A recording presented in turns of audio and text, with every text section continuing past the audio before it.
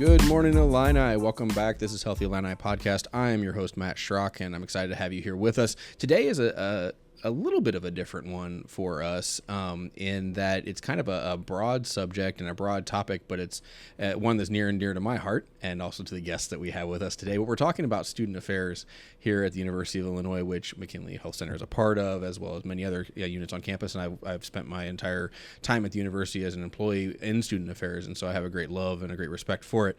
But today we're just going to talk about some of the things that sets University of Illinois apart from other places and kind of and things we're proud of to offer our students. But today, I am joined by two repeat guests. They have been on the program before. We always love having them on.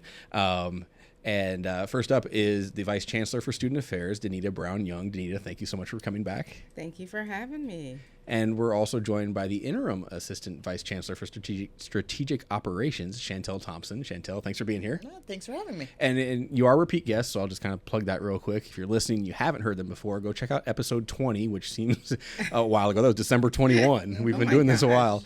December 21, episode 20, and also in October 23 in episode 86. We did some check-ins on student affairs, and so they've both been on the program, and it's always a lot of fun to have them back on.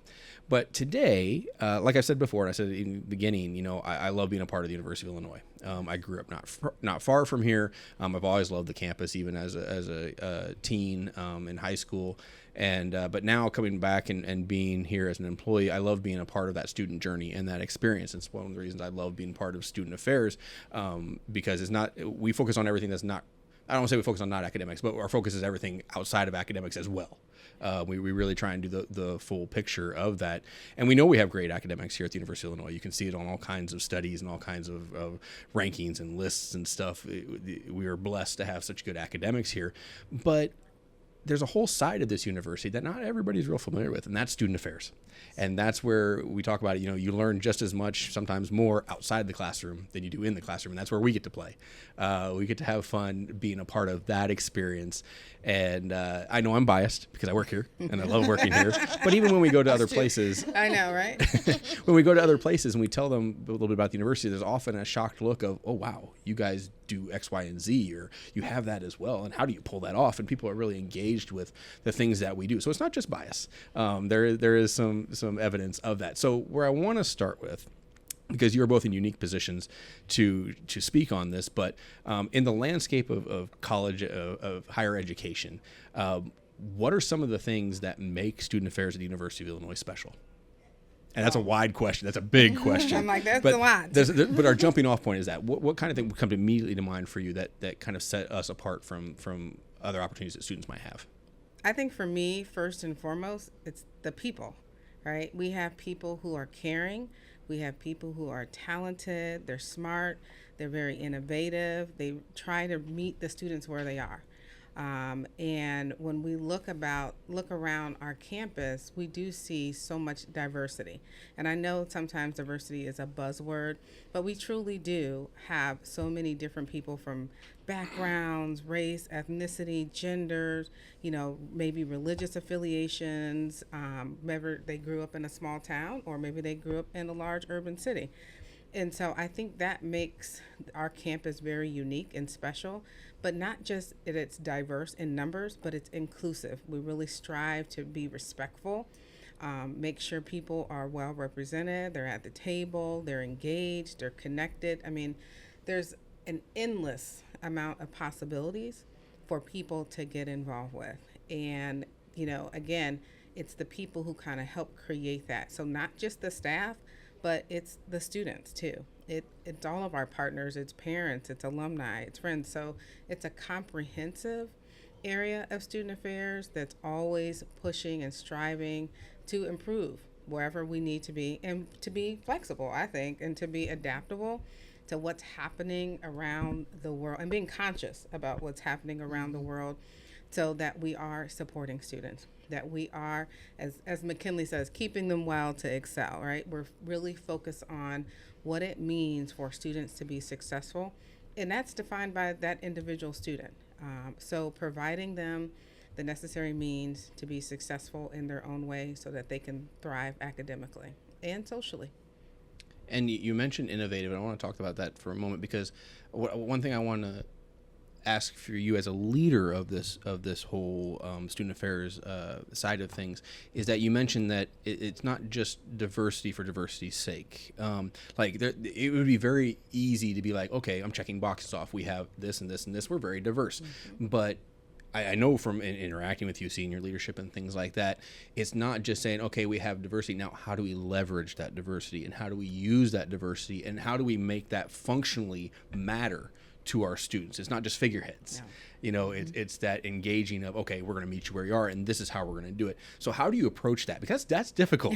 I mean, that's a daunting thing, and I've seen you over the time you've been here. You've wrestled with it, and you've come out so strong with it. I enjoy your leadership because of that. But how do you approach that to be intentional on that side, to say we're not just checking the boxes, we're going to make it impactful? Well, we can't just check the box. It has to be woven into our fabric. It has to be embedded. We have to be able to live it. So not just talking about it, but actually model that. And so being open, being embracive, not being afraid. I mean, yeah, there's going to be some challenges in life. I know that people get afraid to try something new because they're used to their comfort zone. But I think for me, it's all right, let's meet somebody new I've never even talked to. Or if somebody looks different or has a different opinion, it's not just to shut them down. I want to listen to their opinion. I mean, because everybody has their right to their opinion. And I think that's where a lot of places they go wrong, where they don't necessarily honor that diversity. And so with diversity is that free speech, right? Making sure that all opinions are received, you know, and not closing people off from their own opinions. And so just being open and being willing to meet and expand my horizons and just try and to do what we can do to make this place better. So if we can start here in Urbana-Champaign to make it better, hopefully it could be a ripple effect and make our society better.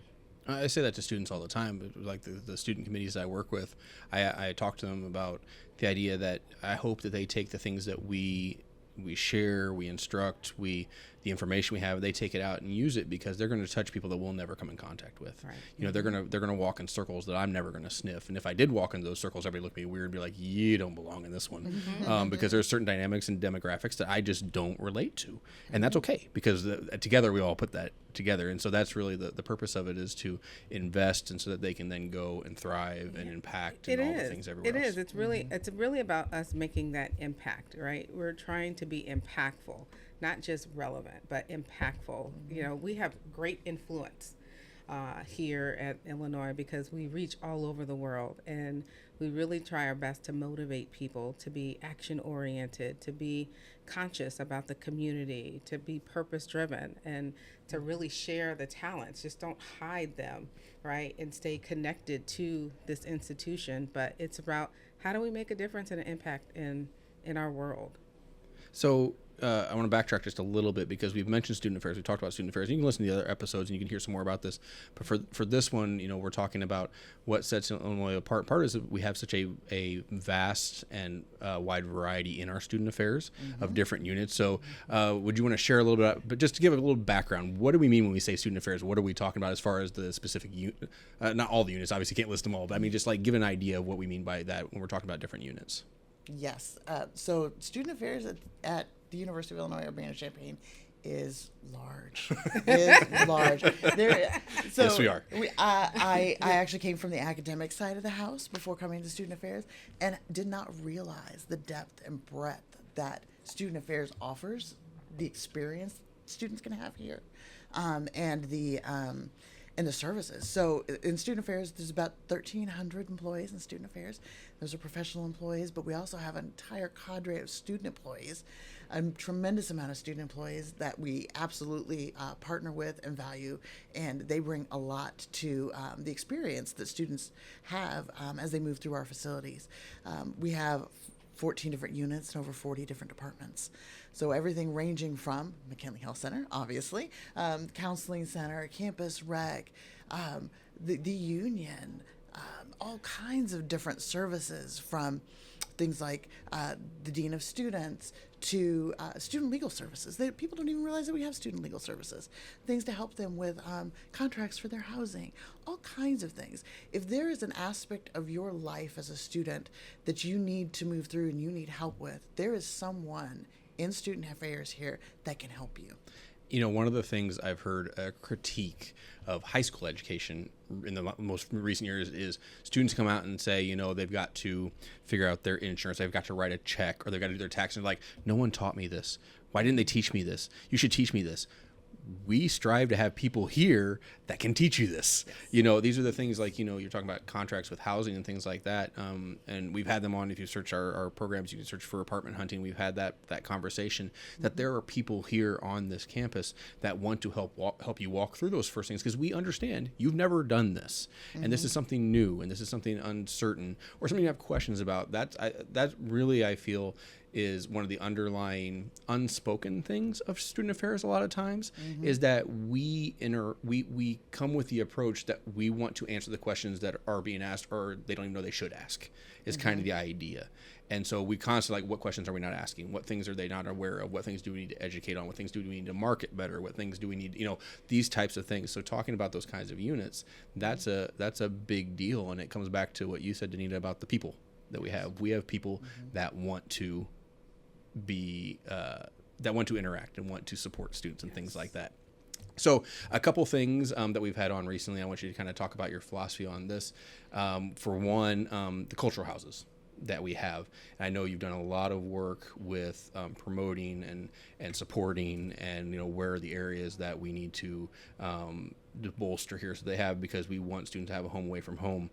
That's a side that not everybody thinks about when they think of the student experience. So why is that so? I've heard you talk about it. Why is that so important to the things, to your approach to supporting students? And our cultural centers and our houses are not just for that specific population. That's what I think people fail to realize. They think, oh, if I'm not, you know, Latinx, or if I'm not Black, African American, I can't go to those specific cultural centers. And that is furthest from the truth. Yes, it does create a home away from home for those students within that culture, but it also is about culture awareness. So everyone is welcome to come and learn and fellowship and join in to all of the programs that they have to offer.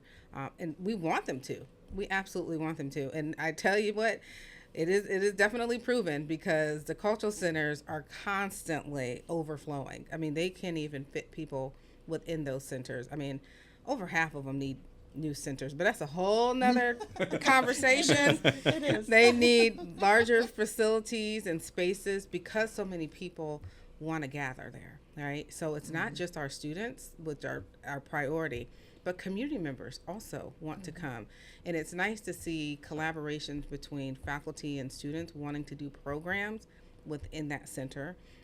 And like I said, we have about 9 of them, and it's such a wide range of education, awareness, you know, that connectivity. It really helps with that sense of belonging and make you feel like, yeah, I do belong here. I always tell students, you got into the University of Illinois. You were admitted. Own your seat. Claim it. This is where you need to be and where we want you to be. And why is collaboration? Because it's kind of a buzzword that people use a lot of times. And I know that we've talked about it as a student affairs unit, excuse me, of collaboration between units, of collaboration between faculty and staff and students and things like that. But why, it seems to be at the heart of a lot of what you've put forth as a leader. Why is that collaboration so important to you, and how do you try and manifest that? Yeah, we're stronger when we collaborate. That means we're honoring and welcoming the diverse ideas and the perspectives, but that means we have much more reach if we're collaborative and just one single unit doing it. We really are living what we're talking about in terms of making sure that we're caring and collaborative, to make sure that we're communicating with everyone, making sure that all of our programs, right, we're accessible and available to all of our students. But I do think collaboration is very healthy, because we cannot work in silos. This experience for our students and our staff we cannot do it by ourselves. It's not meant to be done by itself. It's about students. It's about their entire, how do we work together? And we've definitely seen that happen. I mean, we're in the early stages of this year, and we have seen so many people come out and volunteer in support, because we have our largest class ever here at the university. And I mean, it's been all hands on deck, and it's been wonderful to see the collaborations and the creativity that's coming along with that. So I'm going to ask you a slightly personal question here. Okay. Because we've had this larger class, because it's all hands on deck, because as student affairs, we have seen challenges, and we've gone after challenges, and we've tried to to be impactful in those areas and things like that. But that is tiring. It is hard. It is constant, that kind of thing. And I remember, it was after the pandemic. I don't remember which meeting we had, but you had talked, you stood in front of everybody, and you talked about self-care, and you talked about taking care of it. So I'm going to ask you, what kinds of things do you do for you to keep yourself from being overwhelmed and burn out? Because that's an easy thing. I mean, because we go. And one of the best things and worst things about working in the college experience is that every year you get new students. That's wonderful. But every year you get new students, and you got to start over. I mean, there's an element of, okay, there's a whole new crop that I've got to help with, and I've got to move forward. They don't know what they're doing. I just helped a full year helping this last class, and now I've got a whole new one. I mean, that's an element of it. That's a truth of it. Yes. And so what do you do? And both of you, this is for you too, Chantel. What do you do to make sure that you take time for you, and that you are still able to be the best you can be without being crushed? Well, I don't want to be crushed. No. Well, I'll tell you, it has taken me a long time to get to that point where I feel and understand the power that I have with my position, right? So I have to be the one. If I'm telling you to take care of yourself, then I need to do that too, right? And I need to be committed to doing that. But I'm also blessed to have so many people around me, my family, my work family, that are always, we're always checking in on each other, and making sure that we're taking care of each other. But, I try to get up. I get up at 4:15 in the morning regardless. And like today, I did not make it to work out because it was raining, and I was like, I'm not going out here in the rain. But I will be there tomorrow for sure. I was there yesterday. I do have a personal trainer, because that was something I decided I wanted to invest in me. And so being a woman of faith too, lots of prayer, and my family motivates me to make sure that I'm taking care of myself, because I need to be around. I have a daughter, she'll be 6 next month, and I got parents and husband, and so I'm like, listen, I need to be around for them, and I'm not getting any younger, and so I have to take care of myself. But I do realize, if I'm sitting here telling people, take care of yourself, and I'm not doing it, then that's not going to be any good. And making sure that we are flexing our time, making sure that they are, people are taking their time, their vacation. If you're not feeling well, stay home. This work will be there. It will absolutely be there. And we have learned too many times about individuals who worked, never took any time off. And then they're like, okay, I'll rest when I retire. And then when they retire, then, they pass away, or, they're missing out on family events. And that's just not for me. Like, I want to be there to support my family and friends. And that helps take care of me. That makes me happy. Chantel?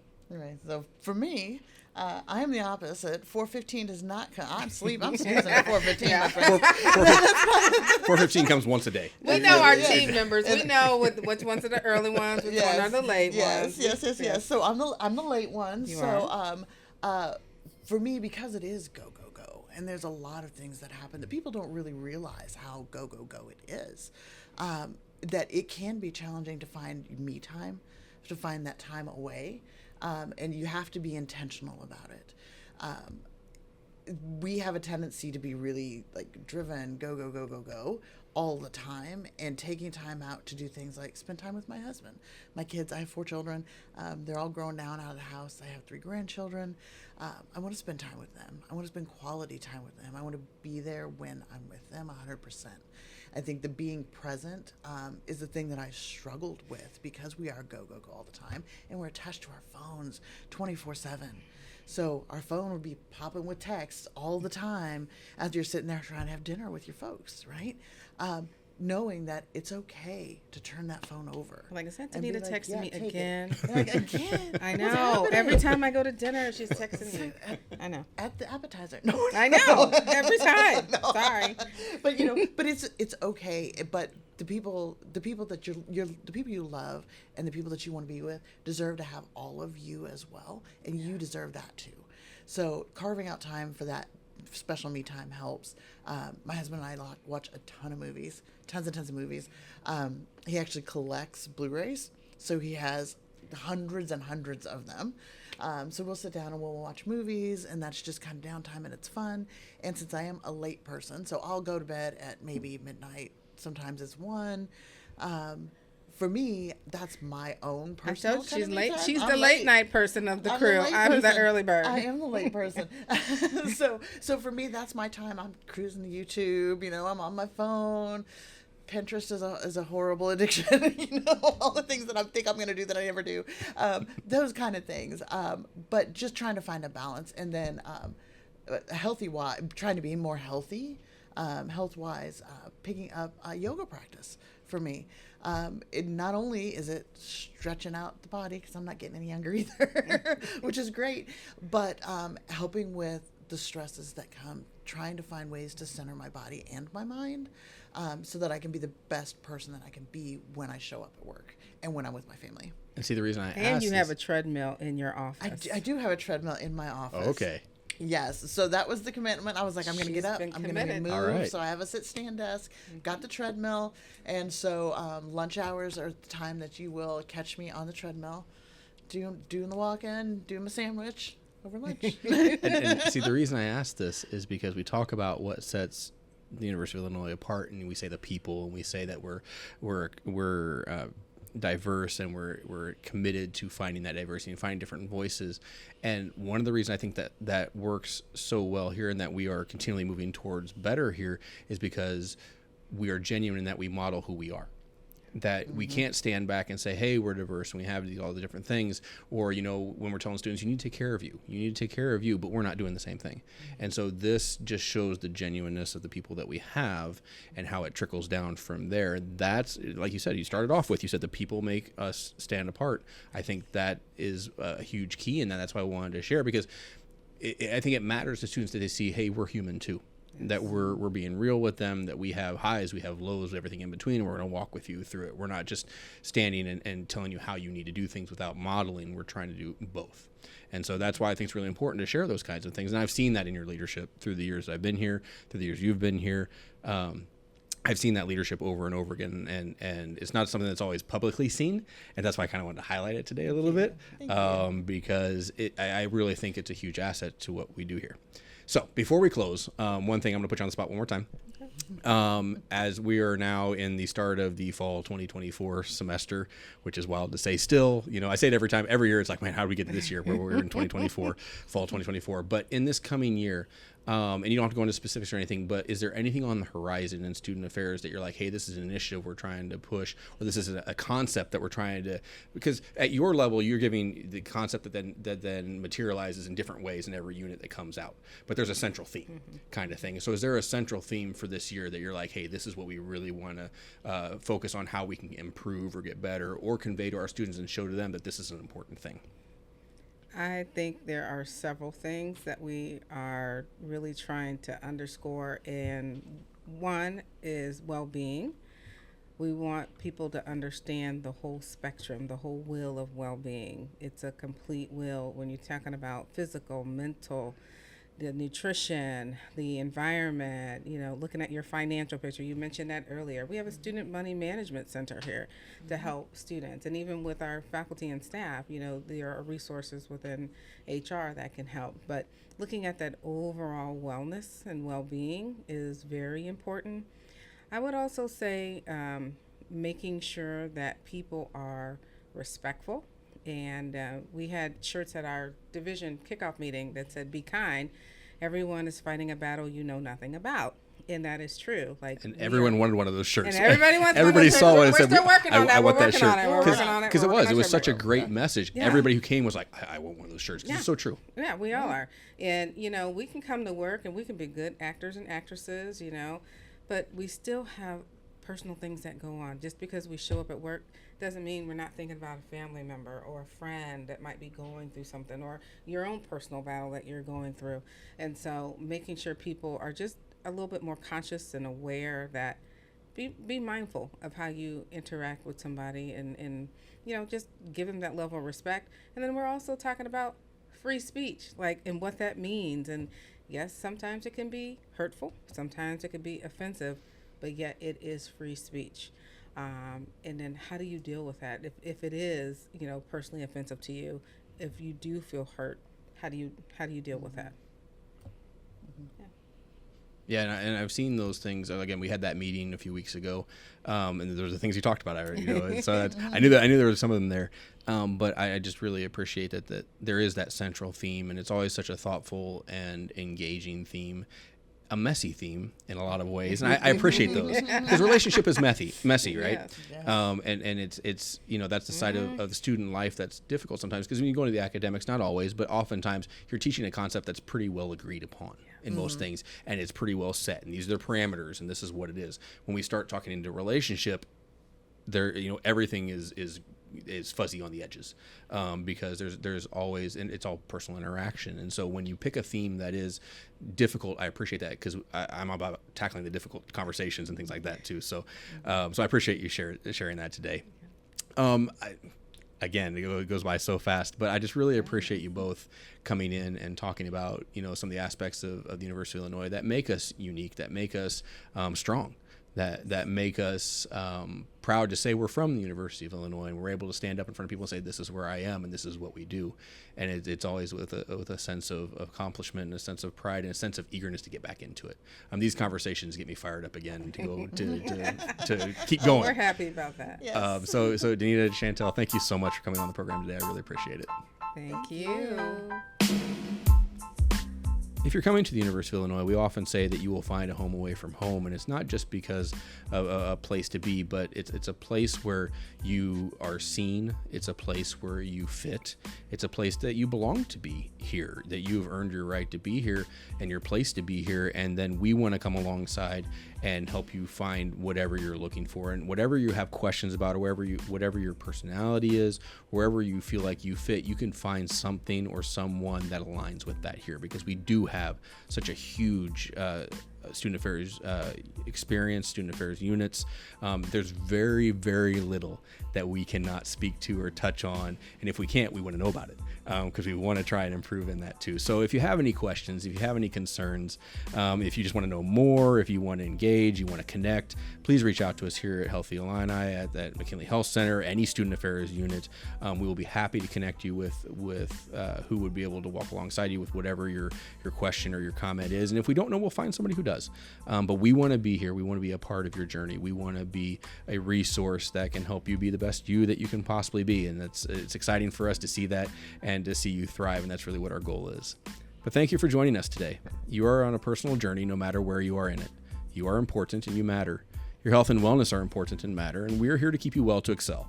So go have a great week, Illini. Let us know how you're doing, and we'll catch you next time on Healthy Illini.